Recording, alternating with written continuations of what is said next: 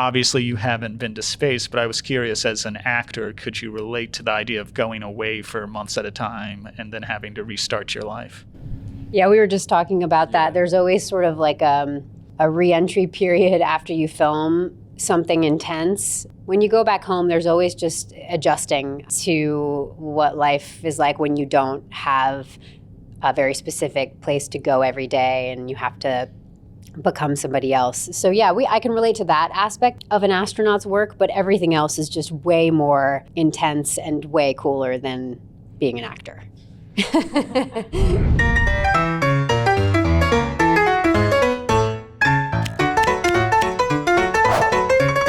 Hi, this is David Crow with Den of Geek, and I'm here with Kate Mara, Jess Varley, Gabriel Luna, Brad Fuller to discuss The Astronaut. Jess, I did want to begin with, this movie has such an amazing opening. We're talking like military speedboats in the chop and a downed space capsule and luminescent liquid.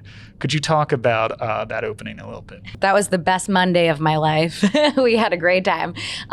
It was wild. We were out in the ocean off the coast of Ireland with an incredible team and drone camera, cameras holding drones, drones holding cameras. It's been a long day. And it was an amazing experience, and we ended up filming the sort of the insert of the capsule in essentially a glorified kiddie pool that then we stitched it together with a little bit of movie magic. Yeah, ruining the illusion. But I was curious, is this an opening you had to push for a little bit? Because this movie could have easily begun with Kate's character already in isolation. Totally. I think, honestly, we were all very much in favor of it because there is a level of containment to the film. I think having that opening really, and obviously there's other scenes that also take place in sort of the outside world, but I think it gives the movie a lot of scope and helps it to feel much bigger sort of than the intimate story that it does become later in the film. So we were all in favor of it. Everyone was like, more helicopters, more boats, let's go. Well, Kate, we're talking a little bit about the opening, but could you introduce to the audiences maybe your character and the journey Sam is going on in this film? I play Sam, who is the astronaut we are speaking of. Although I didn't have the joy of riding in the boat or the helicopter, sadly. Yeah, the experience was very much a roller coaster for Sam and for myself playing her, because she goes through all kinds of emotions in this film. And for a lot of the film, I am solo. So the scenes that I got to shoot with Gabe and with Laurence Fishburne were that was always really exciting to me when I had a co-star, because for so much of it, it's just sort of me and my imagination. We won't give too much away there, but I really felt like I could lean on Jess, and our crew was so incredible in Ireland. So I never really felt like I was alone, but for a lot of the film, Sam is struggling sort of by herself. To continue on that a little bit, the first scene you have with Gabriel and Laurence, there's a literal plane of glass between y'all because your character's in isolation, and obviously you haven't been to space, but I was curious, as an actor, could you relate to the idea of going away for months at a time and then having to restart your life? Yeah, we were just talking about that. There's always sort of like a re-entry period after you film something intense. Especially if you're not filming where you live, which is really 99% of the time. Even if you have your family with you, I had my kids with me in Ireland while we filmed this, but when you go back home, there's always just adjusting to what life is like when you don't have a very specific place to go every day and you have to become somebody else. So yeah, I can relate to that aspect of an astronaut's work, but everything else is just way more intense and way cooler than being an actor. Gabriel, to continue on this a little bit, how would you describe the relationship your characters, or how would you describe their marriage? Well, first of all, I was also not invited on the Swift boat day, and I was Not even the really, kiddie really pool. disappointed because it looked so much. It looked like so much fun. Eric, one of our producers, he took these really amazing photographs on film, shooting on 35 millimeter, and he would send them in these like bulk files. I was like, wow, that looks incredible.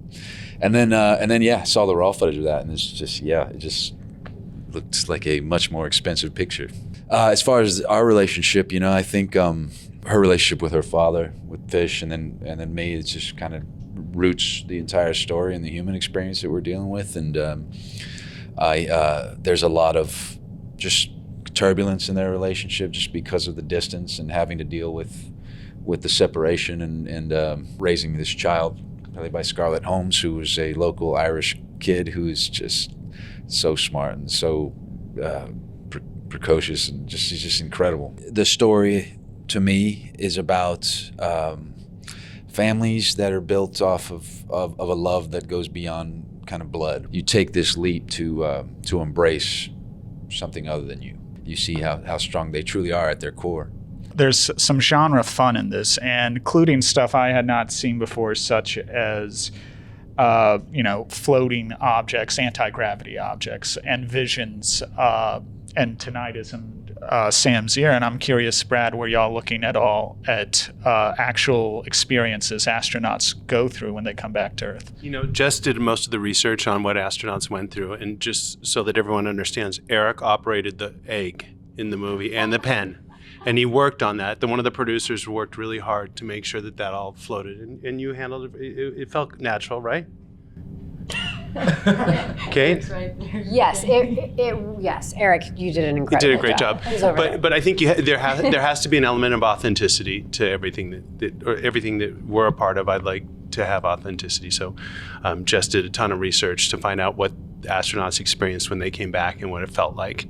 And so I imagine some of that stuff was based on stuff that had really happened. Kate, did any of your experience prepping on The Martian come back? Was that like muscle memory coming into this one? With The Martian, I think all of my work on that was actually in a spaceship, so it's very different actually. The focus was not on what an astronaut is experiencing when they come back from a mission, and this role was specific to the experience of that. So it was kind of like, learning everything for the first time. It felt very much, felt very different, the character. But yeah, it's always nice when you have information from another film that you can use in whatever way. So I definitely carried some of that stuff with me, but there was a lot more to learn for sure.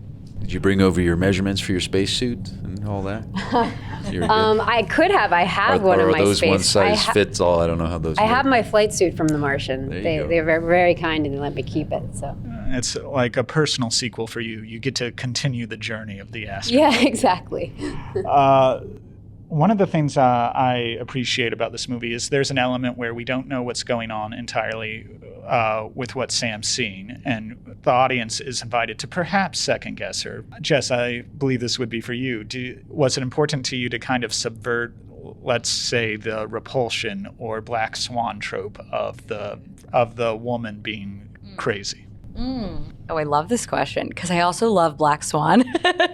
It's funny because that actually was a bit of an inspiration for this. Having her be this sort of unreliable narrator, which is the thing that does actually come back in a movie like Black Swan 2, and there's obviously some other elements that are shared that may be a little spoilery that I won't say that have in common with that movie. But I think what's fun about that is kind of creating these red herring sort of moments where we're not sure if we can trust her, she's not sure if she can trust her. And it helps us to sort of, enjoy the ride, but also leaves enough room for us to hopefully be totally shocked at where the movie ultimately goes in a way that is hopefully completely unexpected. There is a body horror element in this. And was it interesting for you to make it maybe a more positive body horror element? There's a sense of positive transition a little bit. Yeah, I love that. Yeah, definitely. And I think, again, kind of looking at all those real symptoms that astronauts have. She crash lands in the beginning of the movie, so I felt like there was some license we could take with bruising spreading on her body, really trying to keep everything as grounded as possible. I really wanted it to feel organic and like it was really unfolding before our eyes, in as real a way as possible, so that it never felt prosthetic heavy or overly stylized.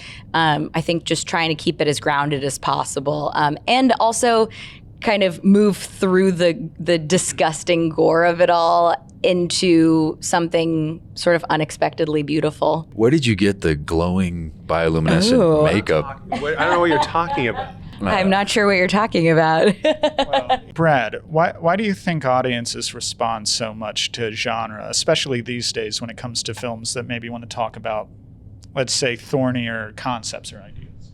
Well, I think that it comes down to the fact that people go to the movie theaters, hopefully, to have a shared experience. And genre movies really offer an incredible opportunity for everyone in the movie theater to scream, and it enhances that experience, or at least in my experience. I've always enjoyed being in a theater where people are jumping or screaming or whatever it is. So genre does that in a way that other genres don't do that. And I think also, we're at a time now where it feels like there's a little bit of humor that's working with horror, which wasn't the case 5 or 6 years ago, and things are evolving, but audiences thankfully keep coming in and tuning in and going to theaters to watch this stuff. And I think that at the end of the day, it's about something that could actually really happen. At least when we're looking at scripts, we're looking at things that are not so outlandish that the audience says, well, that could never happen. I think horror especially is scarier if you think that this could happen to you. And I think that in a previous interview, someone asked us if we all believed in aliens or extraterrestrials, and independently we all said yes. I mean, it was, so the notion that there could be an alien coming down to our planet is something that most people think could be real. So Kate's story is a horrifying story because she's an innocent victim in this, and I think audiences can relate to that. Do you think not only are aliens real, but do you think that, I don't know, Roswell happened or any of that? Yeah, I do. I actually do. I'm always attracted to alien stories or something like that. I like making those types of movies because I'm interested in it. So the answer is yes. So what do y'all hope, and this is for the room, what do y'all hope audiences take away when they see this one? The love of something outside of yourself that's not of you, and that is, and also understanding and believing the people you love, right? No, I totally agree. I really hope that people really relate to it, and that they feel like sort of all of the messy things that we all go through are something that we all experience, and that people can relate in those ways, in whichever way feels most authentic to them. But I feel like we don't always get to see that on screen, and there's something I think that's very human and often very private about that, but hopefully it sort of puts it out there more so people feel a little bit less alone in their own transformations and struggles and their own journey. I think bringing it to Austin and South by, where people want to connect, yeah. Totally. I think it's home. All right. Well, thank you so much for coming by. Thank you. Thank you.